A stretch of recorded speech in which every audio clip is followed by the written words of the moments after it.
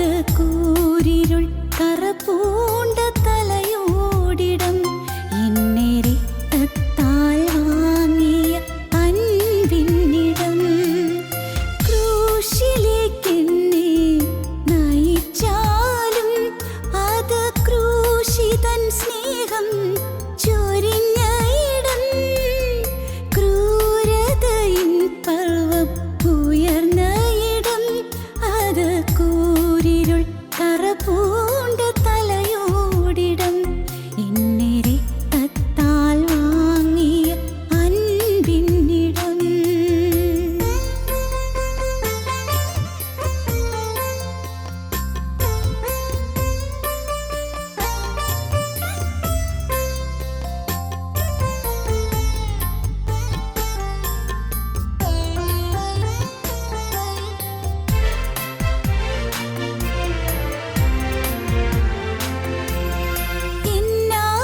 എന്നാത്മനൊമ്പരം തീർന്ന ഇടം അത് എൻ പാപപാശങ്ങൾ അഴിഞ്ഞ ഇടം എൻ ഭാവി സർവ്വവും നീത ഇടം അത് എൻ തോഴനേശുവിൽ ചേർന്ന ഇടം ആ തൻ ജീവനിന്നിൽ പകർന്ന ഇടം എന്നാത്മനൊമ്പരം തീർന്ന ഇടം അത് എൻ പാപപാശങ്ങൾ അഴിഞ്ഞ ഇടം എൻ ഭാവി സർവ്വവും നീത ഇടം അത് എൻ തോഴനേശുവിൽ ചേർന്ന ഇടം ആ തൻ ജീവനിന്നിൽ പകർന്ന ഇടം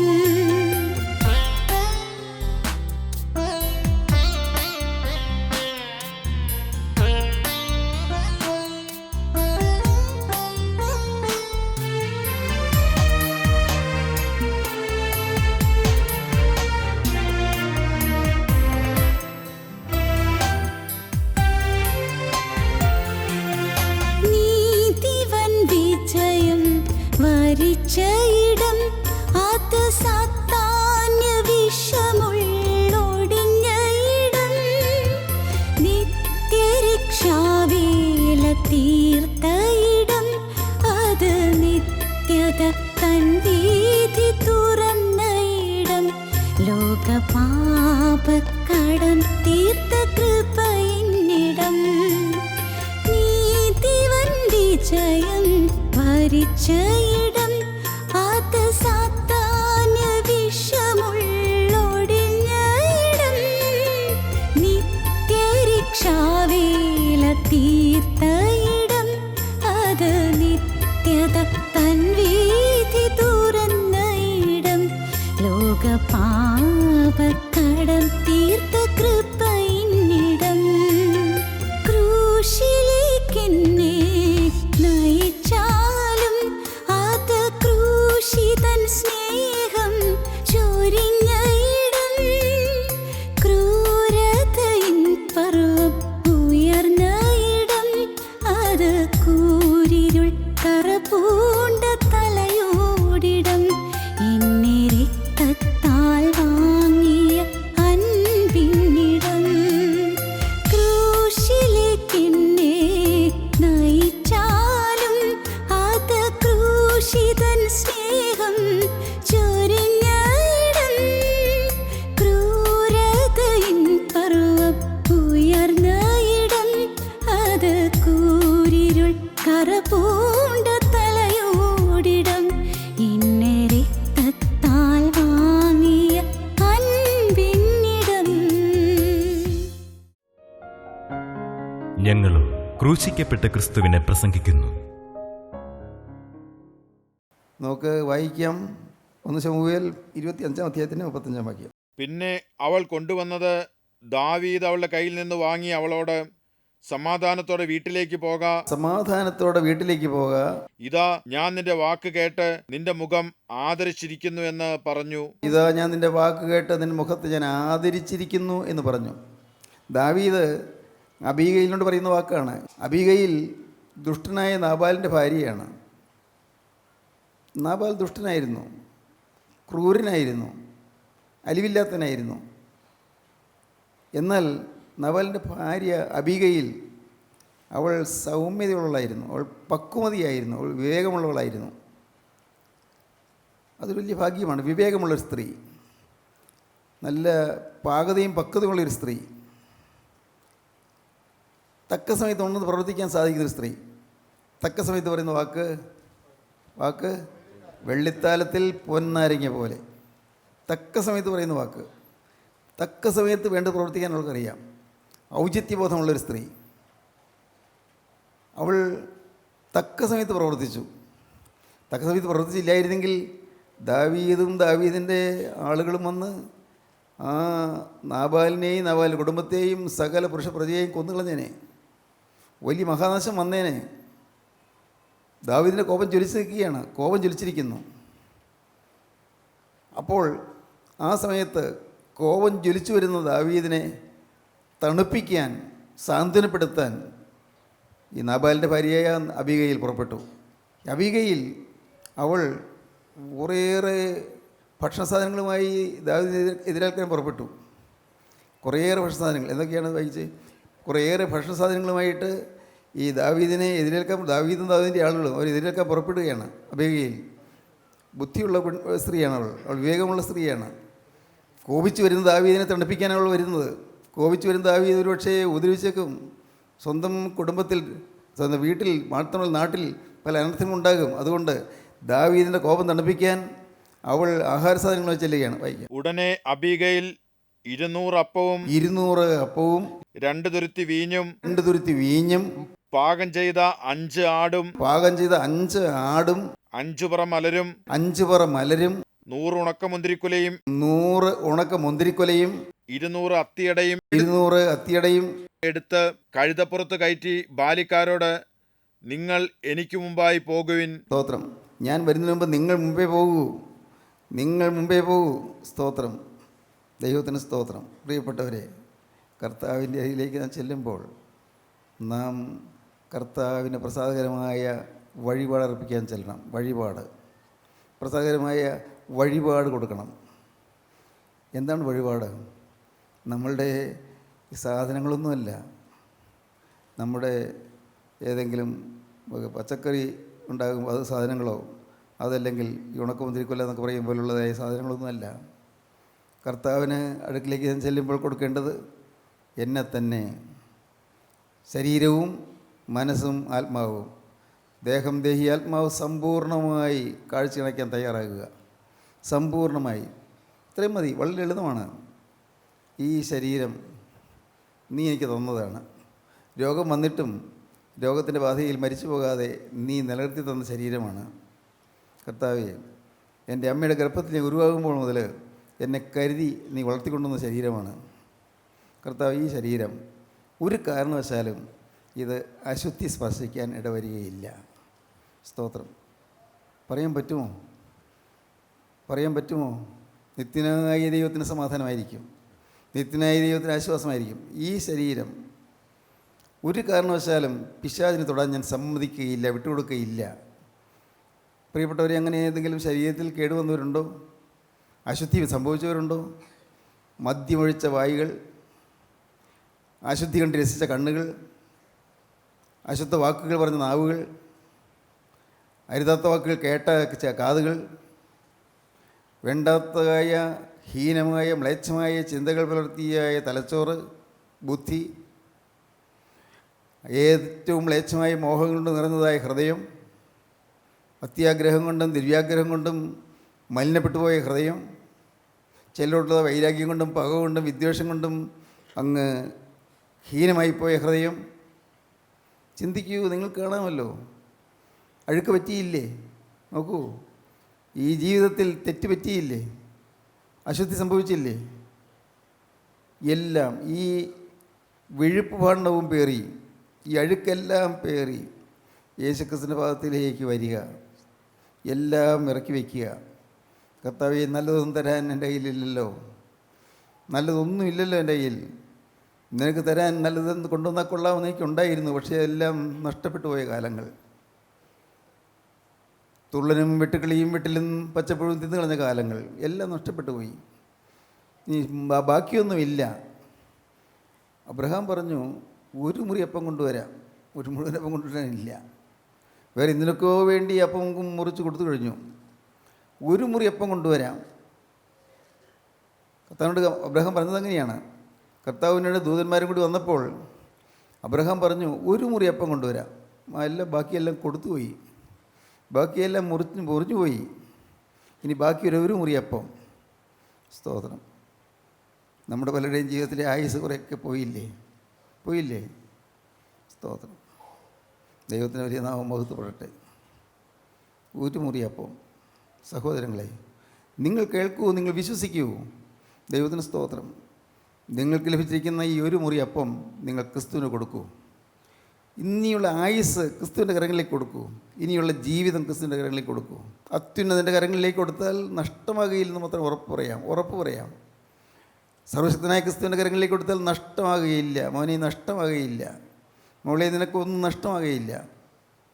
ഇന്ന് നിന്നെ മതിക്കുന്ന പ്രശ്നങ്ങളുണ്ടല്ലോ, മനസ്സ് വേവലാതിപ്പെടുന്ന കാര്യങ്ങളുണ്ടല്ലോ, അതെല്ലാം ആവിയായി പോകും. എല്ലാം മാറിപ്പോകും.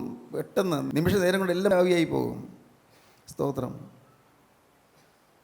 പരിഹാരം കാണാത്ത പ്രശ്നങ്ങളുണ്ട് നിങ്ങൾക്ക്. പരിഹാരം കാണാൻ മാർഗമില്ല, പ്രതീക്ഷയില്ല, ആശ്വാസം വകയില്ല. പക്ഷേ യേശുവിനെ ഏൽപ്പിക്കൂ. ഈ ഒരു മുറി അപ്പം, അല്പം ഒരു ശിഷ്ടമായ ആയുസ്, ശേഷിക്കുന്ന ആയുസ് അല്പമേ ഉള്ളൂ, വളരെ അല്പം മാത്രം. വൈകുന്നേരമായി 5 മണി കഴിഞ്ഞു. ഇനി സന്ധ്യാകാൻ എന്തൊരു നേരമുണ്ട് അല്ലേ? 5 മണിയായി, 6 മണിയായി. ഇനി ഇരുളാൻ എന്തൊരു നേരമുണ്ട്? ഈ ഉള്ള നേരം, ദൈവത്തിന് ഉള്ള നേരം ഈ ഒരു മുറി അപ്പം അത്യുന്നതിൻ്റെ കയ്യിലേക്ക് കൊടുക്കൂ. കർത്താവേ, ഇത് മുഴുവനായി ഞാൻ നിനക്ക് തരുന്നു. എനിക്ക് വ്യവസ്ഥ പറയാനൊന്നുമില്ല, ഒരു വ്യവസ്ഥയുമില്ല. നീ എന്ത് ചെയ്യണമെന്ന് പറയാനും എനിക്ക് അർഹതയില്ല. ഞാൻ ഒന്നും പറയുന്നില്ല. എൻ്റെ സൃഷ്ടാവാണ്, എൻ്റെ നാഥനാണ്, എൻ്റെ കർത്താവാണ്. അവിടുന്ന് ഞാൻ എൻ്റെ കരങ്ങളിലേക്ക് തരുന്നു. സ്തോത്രം. മുഴുവനായിട്ട് കൊണ്ടുവരിക, മുഴുവനായിട്ട്. അബീഗയിൽ എല്ലാം കൊണ്ടുവന്നു. അബീഗയിൽ ഓരോ വിശ്വാസിയുടെയും ഒരു പ്രതീകമാണ്. അബീഗയിൽ സഭയുടെ പ്രതീകമാണ്. സഭ ക്രിസ്തുവിൻ്റെ മണവാട്ടിയാണ്. ക്രിസ്തുവിൻ്റെ മണവാട്ടിയാകുന്ന സഭ നാം ഓരോരുത്തരും, തിരുരക്തത്താൽ വീണ്ടെടുക്കപ്പെട്ട സഭ നാം ഓരോരുത്തരും, കർത്താവിൻ്റെ ജയമുള്ള സ്ലീബായാൽ വീണ്ടെടുക്കപ്പെട്ടതായ സഭ നാം ഓരോരുത്തരും, നാം നമ്മുടെ മണവാളനായ ക്രിസ്തുവിൻ്റെ അരികിലേക്ക് എല്ലാം കൊണ്ടുവരുന്നു. എല്ലാം കൊണ്ടുവന്ന് വയ്ക്കുന്നു. തൃപ്പാദങ്ങളെല്ലാം നാം വയ്ക്കുന്നു. സ്തോത്രം. വയ്ക്കുമ്പോൾ എന്താ പറയാനുള്ളത്? കർത്താവേ, ഞാൻ നാളുകളല്ല, മാസങ്ങളല്ല, ആണ്ടുകൾ ഞാൻ പാഴിരുളിൽ പോക്കിയവളാണ്. കർത്താവേ, നിൻ്റെ അരുമകരം എൻ്റെ മേൽ വയ്ക്കണമേ. നാളുകളും മാസങ്ങളും ആണ്ടുകളും പാഴായ ഇരുളിൽ ഞാൻ പോക്കിപ്പോയി. പാടാം. നാളും മാസവും ആണ്ടും ഞാൻ പാഴിരുളിൽ പോക്കി ജീവധ്വനി കേട്ടപ്പോൾ കണ്ണുകളിഞ്ഞാനന്ദിച്ചേ. നാളും മാസവും ആണ്ടും ഞാൻ പാഴിരുളിൽ പോക്കി ജീവധ്വനി കേട്ടപ്പോൾ കണ്ണുകളിഞ്ഞാനന്ദിച്ചേ. ഞാൻ മയങ്ങിപ്പോയിരുന്നു, മോഹാലസ്യപ്പെട്ടു പോയിരുന്നു, ബോധമില്ലാതെ ജീവിച്ചിരുന്നു. പക്ഷേ ജീവധ്വനി കേട്ടു. പാപത്തിൻ്റെ പാഴിൽ പോക്കിയ ഏറെയേറെ കഴിഞ്ഞ കാലങ്ങൾ. എന്നാൽ ഒരു ദിവസം ഞാൻ അത്ഭുതത്തോടെ ഓർക്കുന്നു, ഒരു ജീവധ്വനി ഞാൻ കേട്ടു. എൻ്റെ കണ്ണ് തെളിഞ്ഞു. ജീവനാഥൻ്റെ സ്വരം കേട്ടപ്പോൾ എൻ്റെ കണ്ണ് തെളിഞ്ഞു.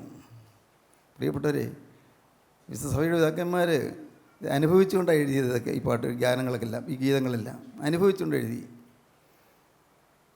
ഈ കൂട്ടായ്മയിൽ നിങ്ങൾ അനുഭവിച്ചുകൊണ്ട് എഴുതുന്നവരാകണം. ഹല്ലേലൂയ. അനുഭവിച്ചുകൊണ്ട് പ്രസംഗിക്കുന്നവരാകണം. അനുഭവിച്ചുകൊണ്ട് അനുഗ്രഹം പകരുന്നവരാകണം. കാരണം സത്യവചനമാണ് കിട്ടുന്നത്. വേറെ വെസ്റ്റഡ് ഇൻട്രസ്റ്റ് ഒന്നുമില്ല, നിക്ഷിപ്ത താല്പര്യങ്ങളൊന്നുമില്ല, ഒരു ഉദ്ദേശവുമില്ല. ആരോടും പൈസ ചോദിക്കുന്നില്ല, പൈസ പിരിക്കുന്നില്ല, പൈസ വാങ്ങുന്നില്ല. ദൈവത്തിന് സ്തോത്രം. പ്രിയപ്പെട്ടവരെ, ദൈവത്തിന് ഇതൊക്കെ പറയേണ്ട ആവശ്യമുണ്ടോ? ഉണ്ട്. ചിലർ പുതുതായിട്ട് വന്നൊരു കാണുമായിരിക്കും, അതുകൊണ്ടായിരിക്കും ഇത് പറയുന്നത്. സഭ മാറാൻ പറയുന്നില്ല, സഭ മാറ്റുന്നില്ല, സമുദായം മാറ്റുന്നില്ല, വേറെ ഭാവി താല്പര്യങ്ങളൊന്നുമില്ലല്ലോ, ഒന്നുമില്ല. ആകെ എൻ്റെ യേശുവിൻ്റെ വചനം വ്യാപിക്കണം, യേശുവിൻ്റെ വചനം പരക്കണം, യേശുവിൻ്റെ വചനം അനേകർക്ക് ലഭിക്കണം. സ്തോത്രം. അനേകർക്ക് ക്രിസ്തുവിൻ്റെ വചനം ലഭിക്കണം. സ്തോത്രം. അനേകരെ ജീവൻ പ്രാപിക്കണം. ദുരിതത്തിലായിരിക്കുന്ന അനേകം കുടുംബങ്ങളിൽ ആശ്വാസം വരണം. എല്ലാം ഏൽപ്പിക്കുന്നു, എല്ലാം അതെല്ലാം കൊണ്ടുവന്ന് കാൽക്കൽ വെച്ചു. അതാണ് വായിച്ചത് 1 ശമൂവേൽ 25-ാം അധ്യായത്തിൻ്റെ 35-ാം വാക്യം മുതൽ. പിന്നെ അവൾ കൊണ്ടുവന്നത് ദാവീദ് അവളുടെ കയ്യിൽ നിന്ന് വാങ്ങി അവളോട്, സമാധാനത്തോടെ വീട്ടിലേക്ക് പോക, ഇതാ ഞാൻ നിന്റെ വാക്ക് കേട്ട് നിന്റെ മുഖം ആദരിച്ചിരിക്കുന്നു എന്ന് പറഞ്ഞു. സ്തോത്രം. ആ വാക്കുകൾ കാണാൻ പഠിക്കണം. ഞാൻ നിന്റെ മുഖം ആദരിച്ചിരിക്കുന്നു, നിന്റെ വാക്ക് ഞാൻ കേട്ടിരിക്കുന്നു, സമാധാനത്തോടെ പോക. സ്തോത്രം. ഇന്ന് ഈ വാക്കുകൾ നിങ്ങളുടെ ഹൃദയത്തിൽ അലതല്ലണം, ഹൃദയത്തിൽ ഇങ്ങനെ മാറ്റി കൊണ്ടുകൊണ്ടിരിക്കണം. സമാധാനത്തോടെ പോക. ദൈവത്തിന് സ്തോത്രം. നീ കൊണ്ടുവന്ന് ഞാൻ വാങ്ങിയിരിക്കുന്നു, ഞാൻ സ്വീകരിച്ചിരിക്കുന്നു. സ്തോത്രം. സമാധാനത്തോടെ പോക. പറയുകയാണ്, സമാധാനത്തോടെ വീട്ടിലേക്ക് പോക, ഇതാ ഞാൻ നിൻ്റെ വാക്ക് കേട്ട് നിൻ്റെ മുഖം ആദരിച്ചിരിക്കുന്നു. സ്തോത്രം. നിൻ്റെ വാക്ക് ഞാൻ കേട്ടു, നിൻ്റെ സമർപ്പണ വാക്കുകൾ ഞാൻ കേട്ടു, ഞാൻ ശ്രദ്ധിച്ചു, നിൻ്റെ മുഖത്ത് ഞാൻ ആദരിച്ചിരിക്കുന്നു. എല്ലാവരുടെയും ഹൃദയത്തിൽ ഇത് മുഴങ്ങിക്കൊണ്ടിരിക്കണം. സമാധാനത്തോടെ പോവുക. സ്തോത്രം. അതാണല്ലോ നമുക്ക് വേണ്ടത്, സമാധാനം. ദൈവത്തിന് സ്തോത്രം, ദൈവത്തിന് സ്തോത്രം. ഞാൻ കരഞ്ഞു തളർന്നൊരു മനുഷ്യനാണ്, കരഞ്ഞു കരഞ്ഞൊരു മനുഷ്യനാണ്. അത് ഞാൻ എന്നും പറയുന്നത് എന്തിനാണെന്ന് എനിക്കറിയാൻ പാടില്ല. എന്നും പറയും, അവസരം കിട്ടിയാൽ പറയും.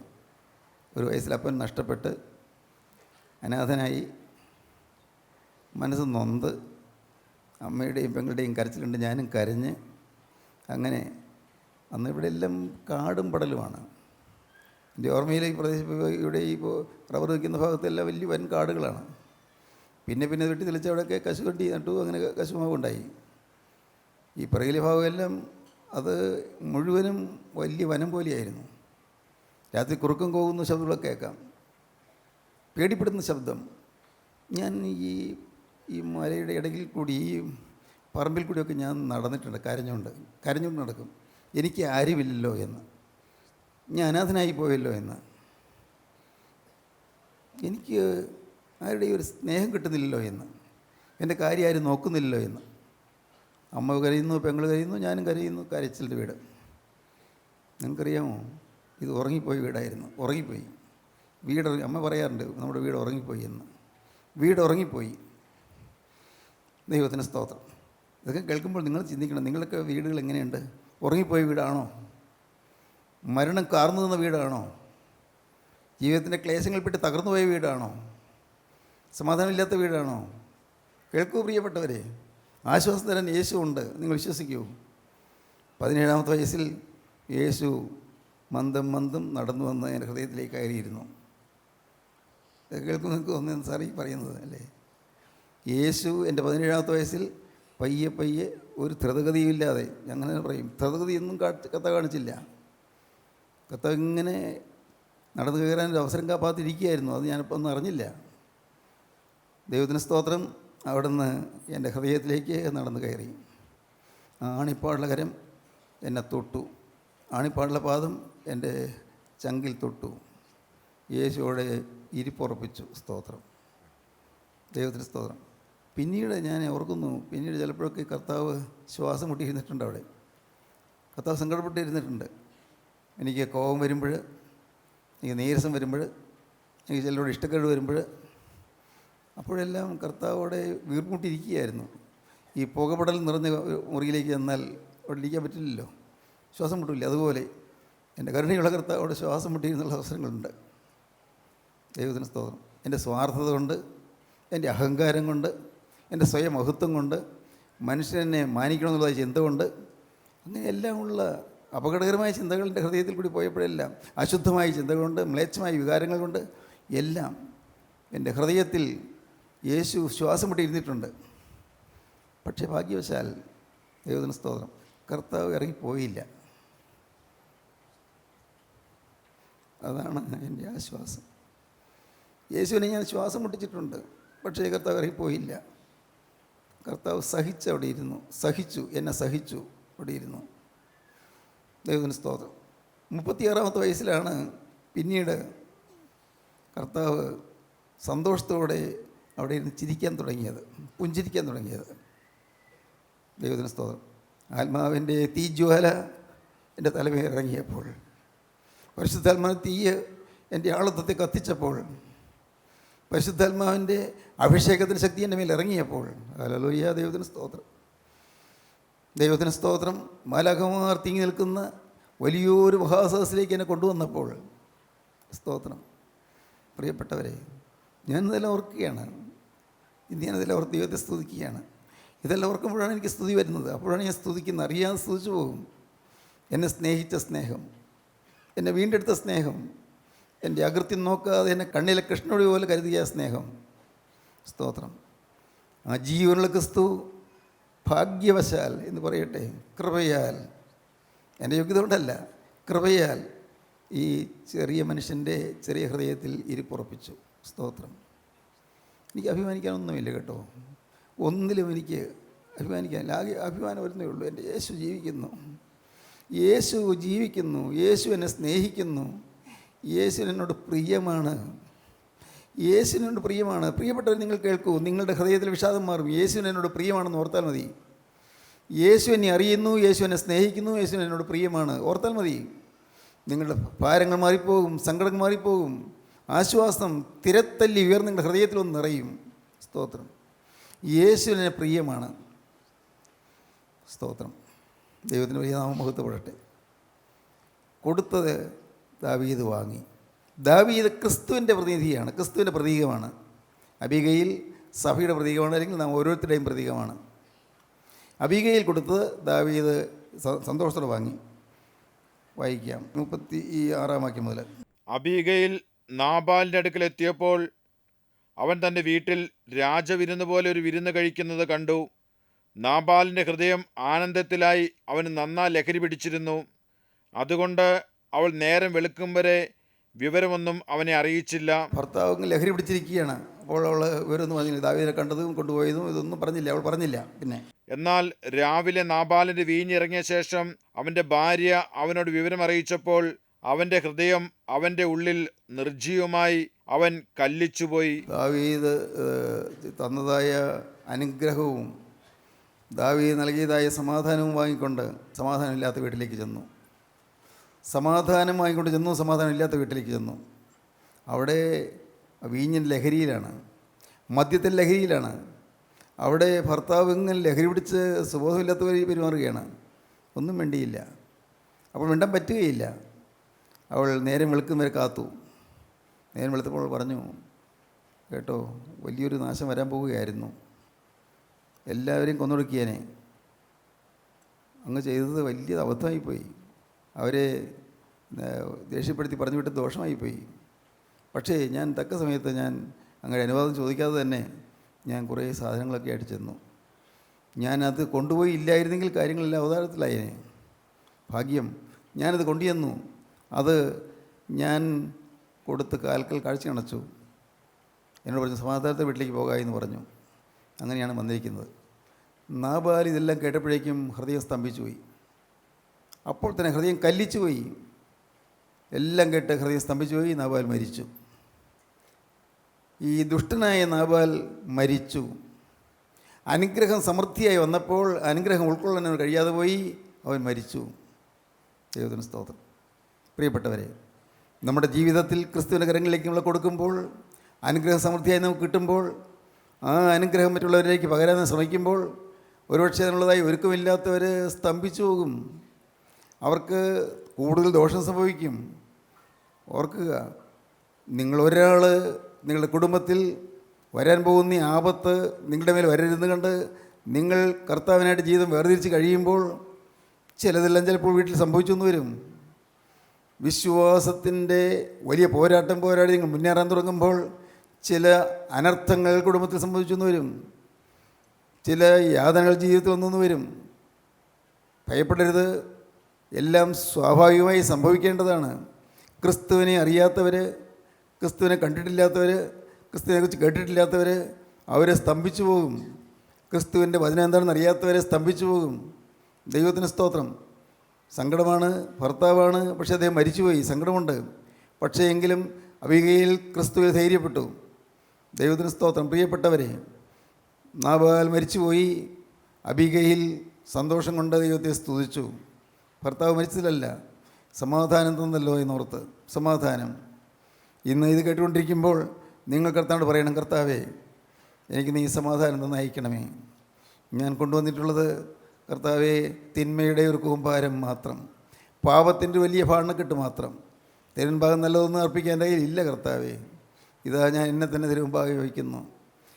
എല്ലാം നഷ്ടപ്പെട്ടു പോയൊരു ജീവിതം, തകർത്ത് കളഞ്ഞൊരു ജീവിതം, അശുദ്ധി പറ്റിയ ഒരു ശരീരം, അഴുക്ക് പറ്റിയൊരു ജീവിതം, മ്ലേച്ഛമായ ചിന്തകൾ കൊണ്ട് നിറഞ്ഞൊരു ശരീരം, എൻ്റെ കർത്താവേ എല്ലാ തിന്മകളും നിറഞ്ഞതായൊരു ശരീരം, എൻ്റെ ദൈവമേ അശുദ്ധി സംഭവിച്ചതായൊരു മനസ്സ്, അതിതാ ഞാനിതാ കൊണ്ടുവരികയാണ്.